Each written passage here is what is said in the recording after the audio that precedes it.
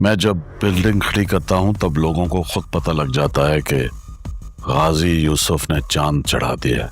गाजी यूसुफ साहब पार्टनर्स हैं, हमारे पैसे फंसे हुए हैं इसमें।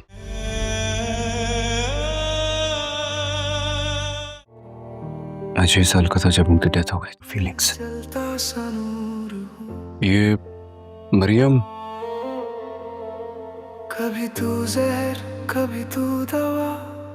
जब इंसान अपनी जिंदगी का सबसे बड़ा सपना बनाने लगता है ना, तो कुछ लोग उस सपने को गिराने के लिए तैयार खड़े होते हैं।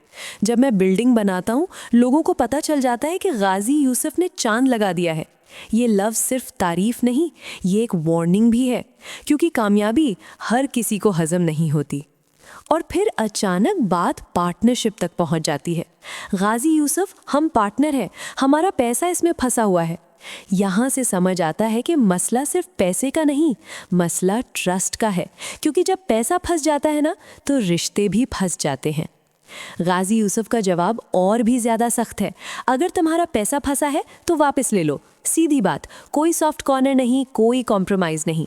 लेकिन इस एक लाइन के पीछे बहुत कुछ छुपा हुआ है, गुस्सा भी और शायद दर्द भी।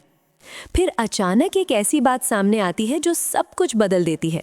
कौन मरा? और जवाब आता है, अलिफ की माँ मर गई। ये सुनते ही हवा का रंग बदल जाता है, क्योंकि माँ का नाम सिर्फ लफ्ज़ नहीं होता, माँ इंसान की पूरी दुनिया होती है। अलिफ का दर्द फिर फूट पड़ता है, मेरे पास माँ नहीं है। और फिर वो लाइन जो दिल चीर देती है, मेरे पास माँ थी जब वो मर गई। ये सिर्फ गम नहीं, ये टूट जाना है। ये वो दर्द है जो इंसान को अंदर से खा जाता है।